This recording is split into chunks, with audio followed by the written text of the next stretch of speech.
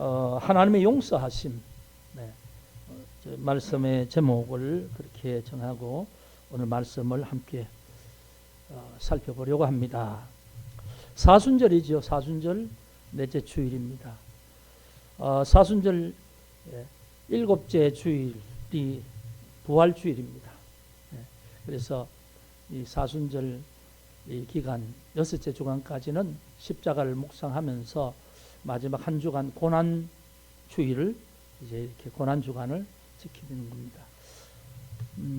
이 사순절, 이 고난주간, 부활절, 이것은 우리 예수 믿는 사람의 믿음의 아주 중요한 두 기둥입니다. 십자가와 부활. 이 십자가, 부활을 함께 우리가 정말 믿음으로 받아들이고 고백할 수 있어야 바른 믿음으로 하나님 앞에 믿음의 삶을 살 수 있는 거지요. 그래서 이게 중요한 것인데 사순절에는 이 십자가를 먼저 묵상하는 그런 계절이기 때문에 지난 주에 3월 첫째 주에 우리 청년들 개학한 이 주에 제가 십자가 그 사랑 그렇게 해서 우리가 하나님 앞에서 받은 사랑이 뭔가 로마서 5장 10절에 우리가 원수 되었을 때에 하나님과 원수 되었을 때에 하나님의 아들 그 아들의 죽으심으로 말미암아 우리가 하나님과 화목하게 되었다 이렇게 말씀하고 있습니다. 그래서 이제 그 말씀으로 바로 그 아들의 죽으심 그리스도의 죽으심 우리가 죄인이었을 때에 우리가 원수 되었을 때에 우리의 방법으로 하나님 앞에 나아갈 수 없는 무능한 상태로 죄 가운데 허덕이고 있을 때에 우리는 죽을 수밖에 없을 물에 빠져 허우적거리며 그냥 빠져 죽는 그런 상황에 있을 때에 하나님께서 사랑을 베푸셔서 우리의 손을 붙들어서 이렇게 물 빠져 죽어가는 물 속에서 우리를 건져내셨다는 거죠. 건져내시는 그 과정이 뭐냐면 예수 그리스도 아들을 십자가에 죽이심으로 십자가에 피 흘리심으로 우리를 하나님께서는 원수에서 화목하게 하시고 아들로 삼아주셨다. 그것이 십자가 사랑. 그것을 지난주에 말씀을 드렸습니다. 오늘은 용서에 대해서 좀 말씀을 드리려고 합니다. 여러분 혹시 여러분 마음속에 그 누군가가 정말 내 마음속에 자리 잡고 있고 그 사람 때문에 불편하거나 힘들어 보는 그런 상황이 있습니까? 원하기는 여러분들 마음속에는 그런 사람이 없기를 원합니다. 누구로 인하여서 내가 끊임없이 분노하게 되는 그런 상황이 없기를 바랍니다. 여러분 용서하지 못하면 우리 속에 분노로 채우는 그런 것이 바로 용서하지 못하는 삶이죠. 오늘 하나님 앞에 화목됐다는 말씀은 하나님께서 우리를 용서하심으로 우리가 하나님 앞에 설 수 있게 됐다는 거죠. 화목하게 되었다라는 말은 그 말입니다. 하나님 용서하심으로 우리가 하나님 앞에 서게 되었다. 그 하나님의 용서하심, 하나님이 우리에게 일방적으로 베푸신 그 용서를 통해서 우리는 그냥 하나님 앞에 설 수 없는 존재였는데 그런데 하나님은 우리를 그냥 서게 하시고 우리를 자녀 관계로 하나님 앞에 당당하게 자녀로서 하나님 앞에 구할 수 있는 그런 자격을 우리에게 주셨습니다. 이제 그것이 그리스도인의 신분이지요. 그런데 오늘 말씀은 그와 연관해서 이제 예수님의 비유를 통해서 용서에 대한 부분을 함께 살펴보려고 합니다. 여러분 우리가 예수를 믿으면 용서받았어요. 그러면 우리는 완전한 존재가 됩니까? 완전한 존재가 되었습니까? 아니죠. 하나님께서는 예수를 통해서 우리를 죄 없다고 죄를 그냥 덮어주시고 예수 그리스도의 의를 통해서 우리를 바라보시기 때문에 우리의 본질은 죄의 모습이 있지만 하나님 보시기 그렇게 봐주신다는 거죠. 그것이 이제 우리 기독교 신앙의 하나님과 관계 속에서 죄에 대한 문제, 우리의 본질을 그렇게 이해하는 겁니다. 그런데 여러분 구원파 있죠. 구원파. 말 들어보셨죠? 구원파. 구원파는 뭐가 문제냐면 내가 예수 믿어서 어렵게 돼서 그럼 나는 의로 변한 존재가 되는 거죠. 그 다음에 나는 무엇을 하더라도 죄를 행하지 않아. 잘못하지 않아. 그래서 나는 내가 잘못한다는 것을 인정하는 순간에 나는 구원받은 사람이 아니야. 그런 논리로 그들은 그렇게 말합니다. 그래서 그 사람들은 어떻게 보면 나는 구원받았다. 언제 구원받았어? 언제부터 나는 확실히 예수 때문에 구원받아서 하나님의 자녀가 되었어. 이제 이렇게 하면 그때부터는 나는 의로운 존재가 된 겁니다. 그래서 조금이라도 나는 실수하면 안 되기 때문에 나의 실수를 인정하면 안 됩니다. 그래서 그들에게는 하나님 앞에 용서를 구하는 기도가 없어요. 어떻게 보면 사람들에게도 마찬가지죠. 뭘 해놓고는 자기는 잘못하지 않았다는 거예요. 이게 구원파 사람들이 가지고 있는 특별한, 그래서 어떻게 보면 예수 믿긴 한데 너무 뻔뻔스러운 거야. 분명히 잘못했는데 왜? 사람이니까 잘못할 수 있잖아요. 그런데 자기는 잘못한 게 아니라는 거예요. 그게 구원파의 문제입니다.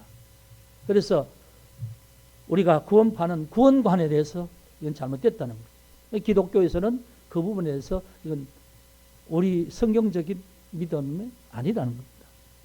어쨌든 말씀 조금 옆으로 나갔는데요. 오늘 이제 이 마태복음 18장은 예수님이 제자들의 질문에 대답하는 것입니다.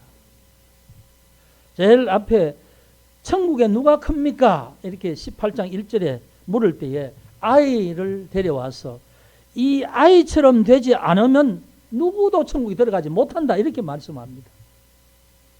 그러면서 이제 너희가 만약 죄를 지으면 그 죄를 지은 손을 끊어버리고 눈으로 죄 지으면 눈을 빼버리고 천국 들어가는 게 낫지 않느냐. 죄의 문제에 대해서 그렇게 단호하게 우리가 인식하고 있어야 된다는 걸 말씀하고 있어요. 그러면서 이제 그럼 타인의 죄를 어떻게 할 것이냐 이런 문제를 베드로가 21절에 묻습니다. 누가 내게 죄를 범하면 어떻게 해야 합니까? 몇 번 용서해야 됩니까? 우리는 그 당시에 이제 바리새인들이나 율법에서는 다른 사람이 죄를 지면 3번은 용서해야 된다는 그런 어떤 그 가르침이 있었어요. 3번 용서한다는 거죠. 그럼 3번 용서하고 더 계속 죄를 반복하면 그 사람이 죄를 용서하지 않아도 된다는 말이죠. 그런데 베드로는 예수님께 이렇게 묻습니다. 7번 용서하면 됩니까? 보통 3번 용서하면 된다고 하는 거기에서 그래도 7번이나 하면 많이 하는 거죠. 그 정도로 용서하면 용서를 하는 겁니까? 이렇게 물으니까 예수님이 7번을 용서하는 것이 아니라 7번을 70번 용서하라. 70번이라도 70번씩이라도 용서하라. 그러면 어떤 사람이 잘못을 하고 잘못을 해서 내게 그렇게 한다면 끝없이 용서하라는 말이죠. 이 베드로는 7번 하면 그래도 많이 하는 것 아닙니까? 보통 3번 하라고 하는데 7번 하면 많이 하는 것 아닙니까? 용서에 대해서 이제 횟수를 질문하고 있지만 예수님은 7번을 70번씩이라도 하라는 것입니다. 용서라는 것은 계속 하고 하라는 말입니다.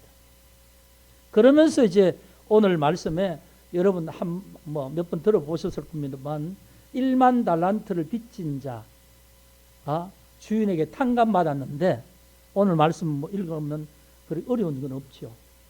이 주인이 불쌍히 여기 처음에는 받으려고 불러서 1만 달란트를 빚을 갚으라 하니까 갚을 수가 없죠. 1만 달란트가 어느 정도 되는지 여러분 잘 모르시죠. 저도 늘 달란트 그러지만 자료를 찾아보니까 한 달란트가 무게가 32.4kg래요. 금덩이로. 금 1달란트가 금덩이로 32.4. 요즘 금값이 아주 비싸다고 그러죠. 예. 그러니까 요즘 시세로 하면 엄청난 그런 값이겠죠. 그런데 1달란트가 금 32.4kg인데 10,000달란트예요. 그 공이 4개 붙죠. 킬로그램으로 하면 뭐 도대체 몇 개입니까? 32만 4천 킬로죠. 톤으로 하면 324톤이죠. 5톤짜리로 700대, 5톤짜리 그 차에 채워서 700대 분이 10,000달란트라는 거죠. 뭐 이건 뭐 어떻게 이 금액은 감당할 수 없는 금액 아닙니까? 그래서 처음에는 네 몸도 팔고 네 아내도 팔고 네 아이들도 팔고 다 가지고 있는 다 팔아서 갚아라. 근데 이 사람이 주인에게 불쌍히 여겨주소서, 참으소서, 내가 갚으리다. 말은 그렇게 하지만 갚을 수 없잖아요. 그러니까 이 주인이 불쌍히 여겼어. 오늘 말씀 보면 27절에 그 종의 주인이 불쌍히 여겨서 빚은 탕감하고 사람은 놓아보냈다. 이게 주인이 10,000달란트 빚진 사람에게 한 용서지요. 그런데 이제 그 뒤에 데려가 보면 이게 비유의 말씀이지만 한번 봅시다. 그 뒤에 보면 28절에 보면 그 종은 나가서 10,000달란트 탕감받고 너무너무 큰 은혜를 입고 나가서 보니까 자기가 아는 사람이 딱 오는 거예요. 근데 그 사람이 누구냐 하면 자기가 돈을 빌려준 사람이에요. 그 돈이 얼마냐 하면 100달란트예요. 100데나리온이요. 100데나리온. 데나리온은 이게 이제 요즘 말로 한 사람의 품삯, 그게 한 데나리온이죠. 우리가 쉽게 말하면 한 석 달분 월급 정도. 그럼 우리가 보통 석 달분 월급을 하면 어떻게 되겠습니까? 한 300만 원 받는다 치면 한 900만 원, 1,000만 원? 이 정도 돈을 빌려줬어요. 그런데 이 사람이 계속 피하고 다니는지 어떻든 계속 못 받는데 자기가 주인에게 탕감받고 나가서 보니까 만났어. 만나자마자 이 사람의 모습을 봅시다. 28절에 이렇게 말합니다. 만나 붙들어 목을 잡고. 잘 만났다. 옳거니 잘 만났다 하면서 목을 잡았다는데 뭐 목을 아주 부드럽게 잡았겠습니까? 멱살 잡았겠죠? 멱살 잡고 야, 너 왜 내 빚 갚지 않느냐? 이런 거죠. 그리고 빚 갚으라. 그런데 동료가 여기는 보면 동료라고 말하죠. 앞에는 주인과 종이지요. 자기는 종이고 주인에게 빚 짓는데 주인이 불쌍히 여겨서 자기는 탕감받았어요. 그런데 지금 자기에게 빚진 자, 100데나리온 빚진 자는 자기 동료의 동료. 동료라는 말은 늘 함께하는 사람이라는 뜻이겠죠. 함께 뭐 일을 같이 하는 사람이든지 동료라고 하면 그런 의미가 있잖아요. 이게 전혀 낯선 사람이나 모르는 사람이 아니에요. 그런데 만나자마자 멱살을 잡고 끌고 돈 왜 안 갚냐고 흔드는 거죠. 그죠? 그러니까 내가 지금은 돈 갚을 수가 없는데 조금만 참아주면 내가 갚겠다. 그렇게 사정을 합니다. 사정을 하는데 이 사람은 그것을 듣지 않고 그냥 끌고 돈 줄 때까지 감옥에 넣는 겁니다. 그런데 이제 이 상황을 본 다른 동료가 이 사람에게 10,000달란트를 감해준 주인에게 가서 상황을 얘기합니다. 주인이시여, 당신이 10,000달란트를 탕감해준 그 사람은 나가다가 자기 친구에게 100데나리온 안 갚는다고 그 친구를 감옥에 보냈습니다. 멱살 잡이를 해서 위협하고 돈 받을 때까지 감옥에 쳐넣는다고 그렇게 했습니다. 주인이 그 얘기를 듣고 그 종을 다시 이제 붙들어 와서 나는 너를 불쌍히, 나는 너를 긍휼히 여겼는데 너는 왜 너 동료를 불쌍히 여기지 않느냐? 그러면서 탕감해 준 그 모든 것을 무효로 시키는 거죠. 무효로 시키고 너도 그 돈을 내게 다 갚으라 하고 감옥에 넣은, 이게 이제 비유의 말씀인데, 하나님 앞에서 바로 이 용서에 대한 문제가 바로 이런 문제다, 이런 말씀을 하는 거죠. 여러분, 용서에 대한 것을 한번 생각해 보신 적이 있나요? 성경에는 용서에 대한 부분을 아주 심각하고 중요하게 말씀합니다. 왜냐하면 십자가 사건이 우리를 용서하기 위한 사건이죠. 그래서 그 하나님의 용서의 사건이 없었으면 우리는 죄인으로 그대로 있을 수밖에 없잖아요. 그러니까 용서라는 게 아주 중요한 거죠. 그런데 오늘 보면 하나님의 용서하심과 우리가 형제들에게 하는 용서, 이 부분이 있다는 거죠. 여러분, 주기도 먼저 중간에 한번 보실까요? 용서에 대한 주기도문 있죠. 우리에게 일용할 양식을 주시고 우리가 우리에게 잘못한 사람을 용서하여 준 것 같이 우리 죄를 용서하여 주시고, 이렇게 말씀하죠. 그걸 우리가 주님 같은 기도로 계속 암송할 때마다 하잖아요. 저게 무슨 말씀이죠? 우리는 이미 하나님 앞에 용서받았잖아요. 그런데 용서받았는데 예수님께서는 저 기도를 계속 하라고 하시는 거죠. 여러분, 하나님 앞에 우리가 용서받은 것은 우리가 예수 십자가 통하여서 용서받기 이전의 모든 원죄에 대한 부분을 용서받는다는 것이죠. 말하자면 아담의 어떤 죄악을 유전적으로 우리가 물려받아서 우리도 어쩔 수 없이 죄인으로서 영적으로 하나님과 격리된 상태에서 존재하는 우리를 하나님은 십자가 사건을 통해서 예수를 믿게 하심으로 우리를 용서하시는 거죠. 죄를. 그게 이제 뭐냐 하면 과거에 우리의 어떤 근본적인 죄를 해결하신 것이 바로 십자가 사건입니다. 그러니까 우리는 용서받고 이제 하나님의 자녀가 된 거죠. 그런데 한 가지 분명한 것은 그럼에도 불구하고 우리는 하나님 앞에 죄인이라는 겁니다. 이제는 하나님 앞에 심판받을 죄인이 아니고 우리 자체가 완벽하게 의인이 아니기 때문에 죄성을 가지고 있기 때문에 날마다 실수할 수 있고 날마다 잘못할 수 있는 가능성이 누구에게나 다 있는 존재라는 겁니다. 이해가 됩니까? 그런데 그 하나하나 죄를 우리가 깨닫고 용서를 계속 지속적으로 받, 그러니까 십자가에서 베푸신 이 은혜는 우리가 하나님 앞에 심판받을 원죄에 대한 심판, 그 용서도 하셨지만 날마다 우리가 불완전한 존재로서 짓는 죄에 대해서 계속적으로 용서를 하시는 분이다, 그 말씀입니다. 그러니까 하나님의 용서는 제한이 없으시다는 말이죠. 계속 나를 향해서 지속적으로 용서를 행하시는 분이시다. 이게 하나님의 용서예요. 이게 뭐냐 하면 우리는 하나님의 한량없는 은혜, 우리가 왜 은혜에 대한 그 노래가 있잖아요. 한량없는 은혜, 헤아릴 수 없는 그 은혜. 그러니까 우리는 날마다 하나님 앞에 용서를 계속적으로 받아야 될 존재예요. 계속 우리의 허물을 돌아보면서 하나님 앞에 회개하고 하나님 앞에 우리의 부끄러운 모습을 다시, 여러분 그 거울에 이렇게 뭐 더러운 때가 끼면 잘 안 보이듯이 계속 닦아내듯이 계속 그렇게 우리의 죄를 하나님 앞에 닦아내야 된다는 거죠.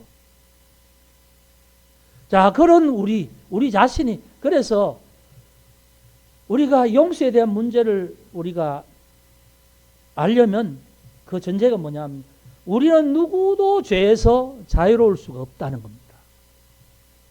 구원받은 우리도 동일하다는 거죠.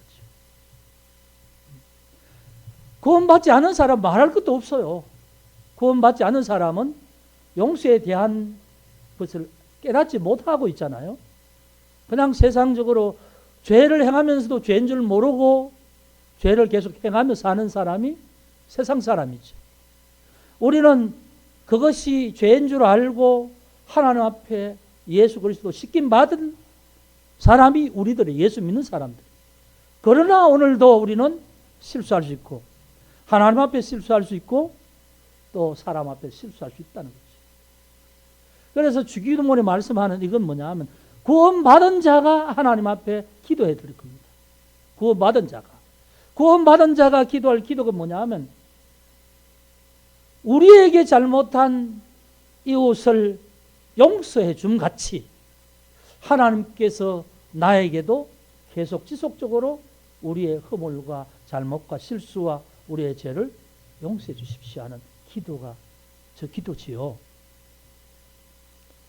자, 그러면 우리가 이 말씀 안에서 우리는 뭐냐면 우리는 언제나 죄를 지을 수 있는 가능성을 가지고 또 그렇게 살아가는 존재이고 자유로울 수 없는 존재인데, 그러나 하나님은 그런 우리들에게 무한한 용서, 지속적인 용서, 계속적인 용서를 통해서 우리를 죄의 담에서 계속 매일 새롭게 하신다는 거죠.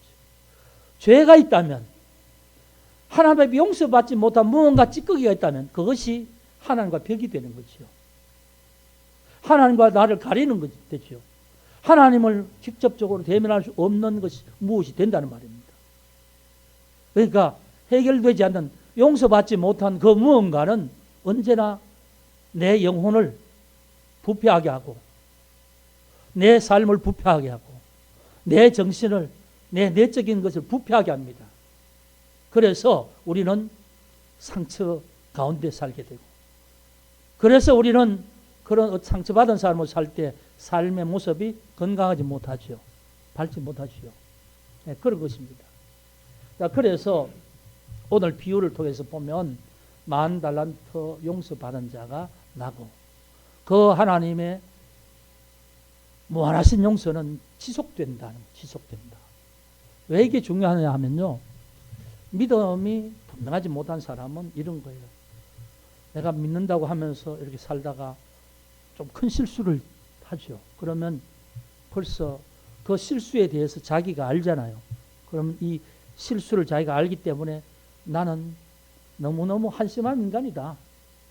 나 같은 인간이, 내가 예수 믿는다고 하면서 나 같은 인간이 이런 모습으로 사는 게 이게 과연 옳으냐. 하나님 앞에 나갈 수 있는 체면이 안 서는 거죠. 이미 이제 나는 가망이 없는 존재야. 이런 식으로 하나님과 벽이 세워지는 거예요. 그러고 나면 하나님 앞에 나가기가 두려워지는 거고 하나님과 거리가 멀어지는 거예요. 여러분, 그러면 예수 믿는다 하지만 실제로 마음속에는 하나님과 거리가 있어요. 하나님 느껴지지 않아요. 하나님 편에서는 계속, 여러분 거기 있잖아요. 비가 올 때에, 예전에 그런 말을 많이 하죠. 은혜의 비가 올 때에, 비가 오면 그 빗물을 받으려면 양동이를 이렇게 비가 오는데 내놓으면 되죠. 근데 그 양동이를 뒤집어 놓으면 비가 아무리 와도 양동이 안에 빗물이 고이지 않죠. 그러니까 여러분, 우리가 마음속에 가지고 있는 죄의식이나 이게 자리 잡고 있으면 하나님 편에서 아무리 은혜를 우리에게 공급하려고 해도 가리워져서 하나님의 은혜가 이게 여기까지 도달이 되지 않는 거예요. 이해가 됩니까? 용서의 문제는 바로 이런 부분을 말하고 있습니다. 그래서 하나님은 끊임없이 우리를 용서하신다는 것을 믿음으로 받아들이는 사람이 그리스도의 십자가의 은혜를 알고 또 그것으로 날마다 새롭게 하나님 앞에 나갈 수 있게 되는 것이요. 10,000달란트 빚진 자가 바로 이 사실을 깨닫지 못한 겁니다. 그래서 이제 이 사람이 자기 동료에게 악을 행하죠. 자비의 마음이 없잖아요.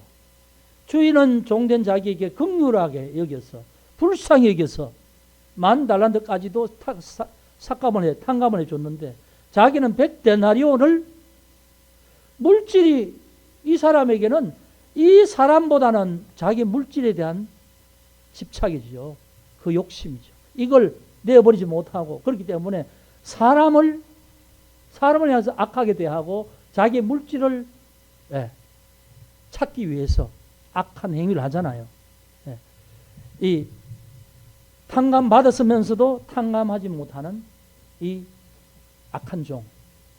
이게 뭐냐 하면 남을 용서하지 못하는 사람입니다. 여러분, 예수님이 말씀하시기를 원수를 사랑하라 그랬지 않습니까? 원수를 어떻게 사랑하죠? 원수가 변화해 사랑할 사람으로 바뀌어서 내가 사랑합니까? 아니요. 원수는 이미 원수예요. 내게 뭔가 이 마음속에 분노함이나 뭔가 이 그런 어떤 관계를 통해서 관계가 어그러지고 상처를 받고 그렇게 하고 그 어떤 사람과 그런 관계가 되고 나면 그 상처가 내 마음속에 뭔가 후유증이 남죠. 그 사람에 대한 분노, 그 사람에 대한 아주 분함 이런 게 우리에게 있잖아요. 근데 가만히 평소에 잘했다가 그 사람 얘기만 나오면 혈압이 여기까지 나와. 가만히 잘 지내다가 그 사람 생각만 나면 밥맛이 없어. 그렇잖아요.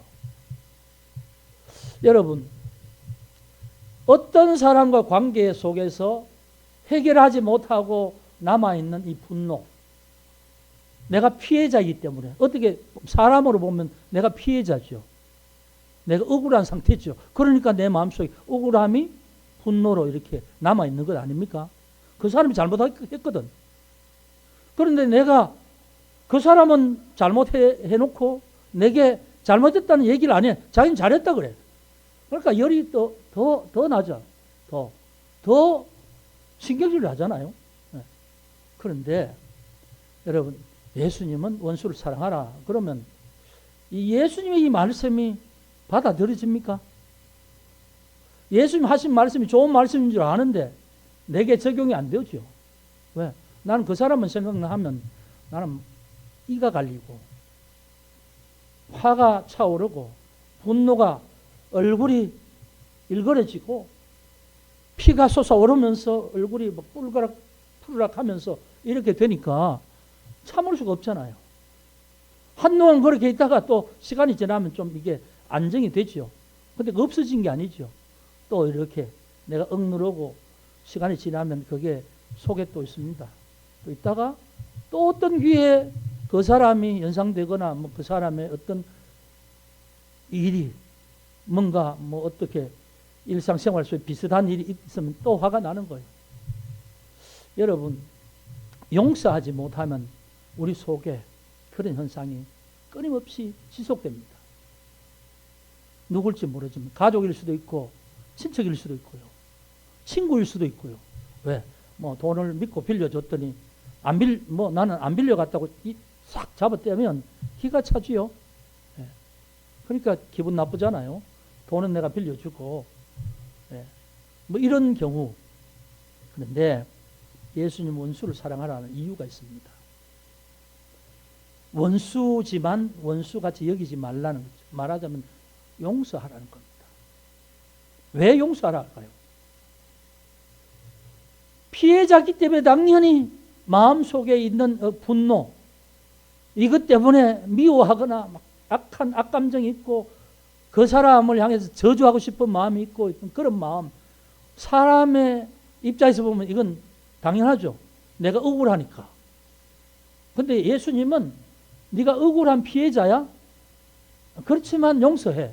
근데 이게 마음에 닿지 않잖아요.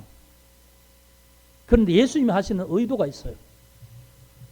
그 사람을 위해서 용서하라는 게 아니라 너 자신을 위해서 용서하라는 말입니다. 너 자신을 위해서. 그 사람이 악을 행했으면, 내게 악을 행하든지 무슨 잘못을 했으면 그 사람의 죄는 남아있어요. 내가 아무리 용서해도 그 사람 자신의 죄는 남아있다고요. 하나님 앞에.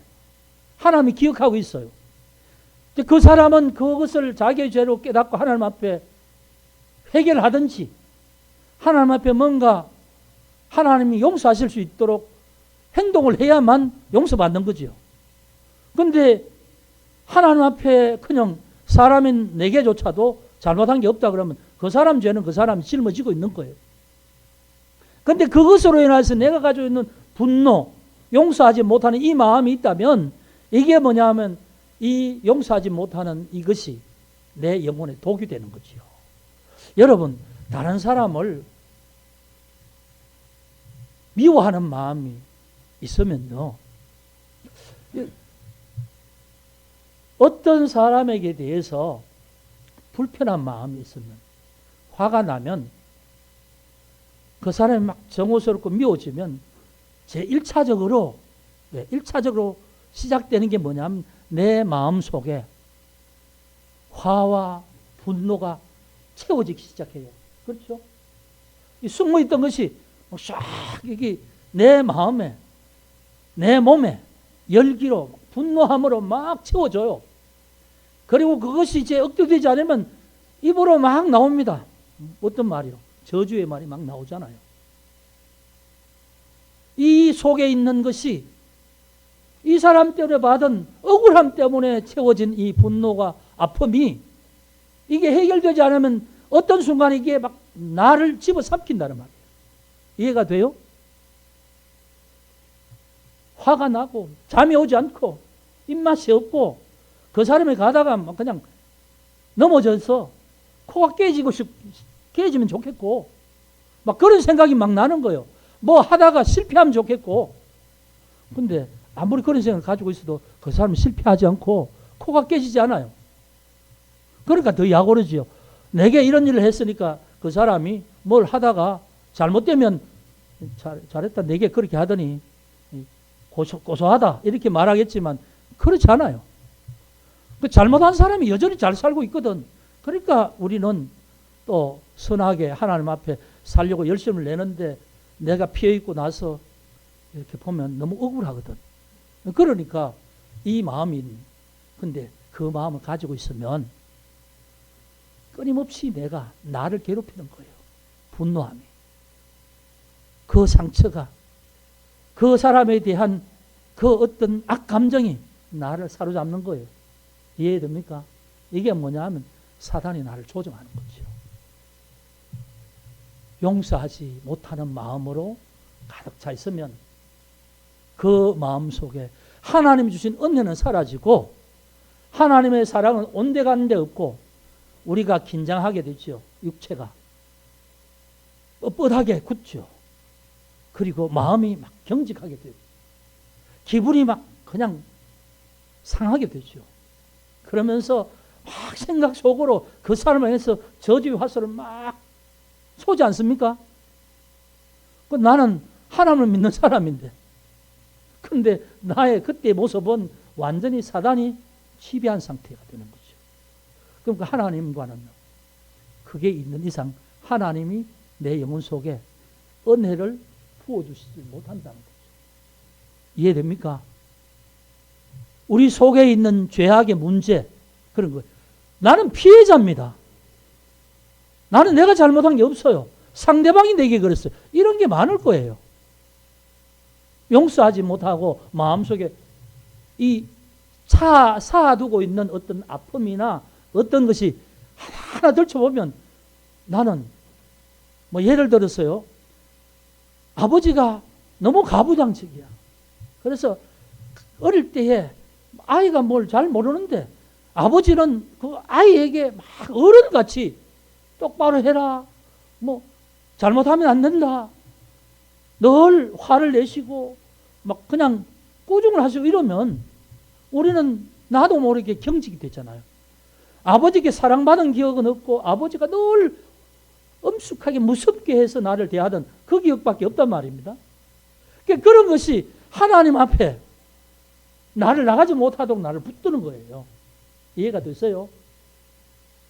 은혜를 하나님이 내게 은혜를 주시려고 해도 은혜를 가로막는 것이 된다는 겁니다. 그래서 용서라는 게 중요한 거예요. 하나님은 끊임없이 나를 용서하시기를 원하시고 용서를 지속적으로 베푸시는데 내가 그런 마음이 내 속에 있어서 내가 벽을 치고 하나님의 은혜를 막아버리는 거예요.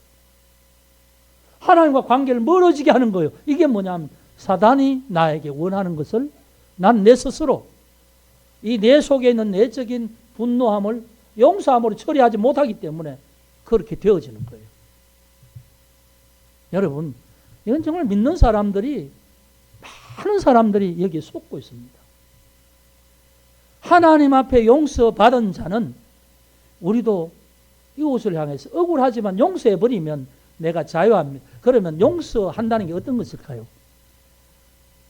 내게 어떤 피해를 준 그 사람에 대한 분노한 마음이 그 사람이 잘 되고 그 사람이 잘 된다 할 때에 아무 생각이 없으면 용서한 게 돼요.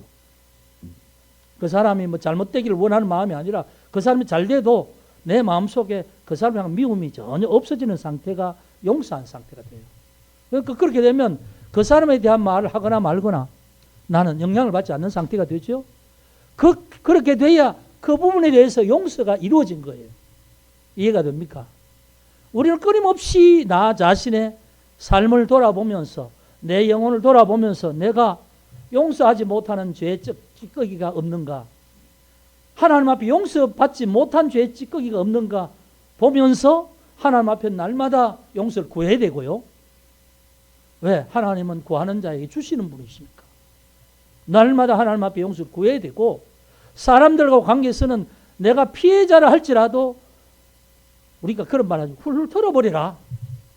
생각해 봐야 머리를 상 메고 뭐 그냥 누워서 고민한다고 해봐야 그게 해결될 문제가 아니지요. 그러니까 털어버리라는 거죠. 한 가지 방법은 하나님 앞에 고자질을 하고요, 끝내버리라는 거예요. 하나님, 저 사람 있잖아요, 내게 이렇게 했는데 나는 억울하거든요. 하나님은 아시지요? 하나님이 처리하세요. 하나님이 용서하라고 하셨으니까 저는 제 마음속에 이 모든 일을 싹 씻어버리겠습니다. 네. 나는 하나님 앞에 나도 용서받아야 될 자니까 하나님, 나는 저 사람에 대해서 모든 걸 씻어버리고 나는 이제 하나님께서 내게 주신 용서를 나는 기다리고 날마다 그 용서를 받기를 원합니다. 이렇게 사는 거죠. 그런데 그 용서는 어디에서 이루어지는 겁니까? 십자가 위에서 이루어지는 거예요.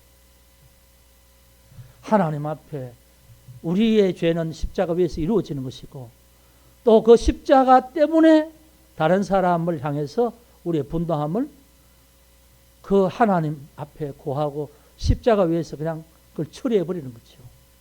그래서 우리는 이제 십자가 믿음 안에서 영적으로 건강한 자의 삶을 살 수 있다는 것입니다.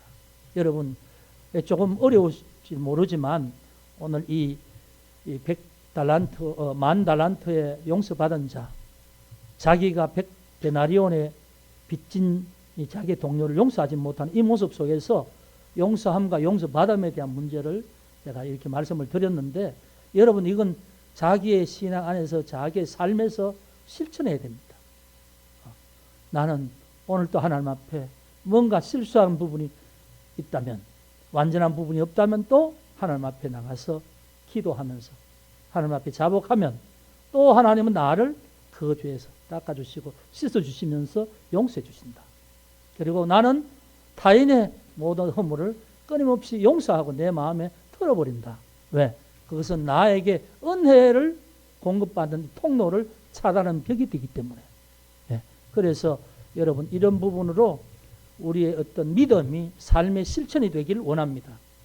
그래야만 여러분의 삶이 바뀌어져요. 이게 용서받지 못한 것이 우리 속에 깊숙이 있으면요, 이 얼굴의 표정이 이게 그것 때문에 밝지 못해요.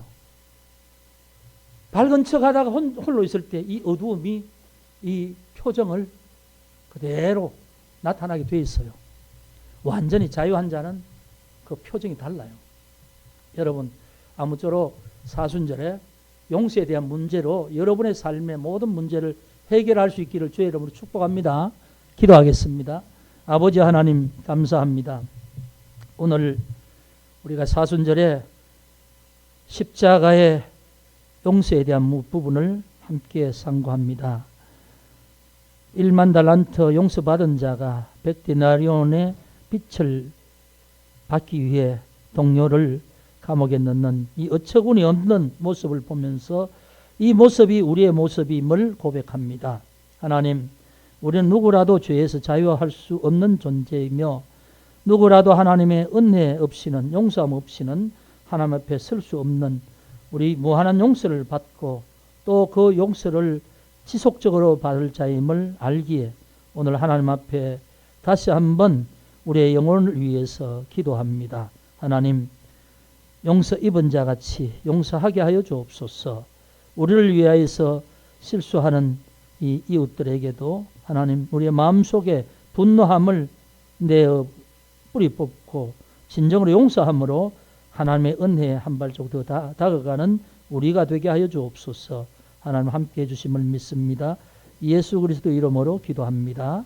아멘. 주님이 그대 앞에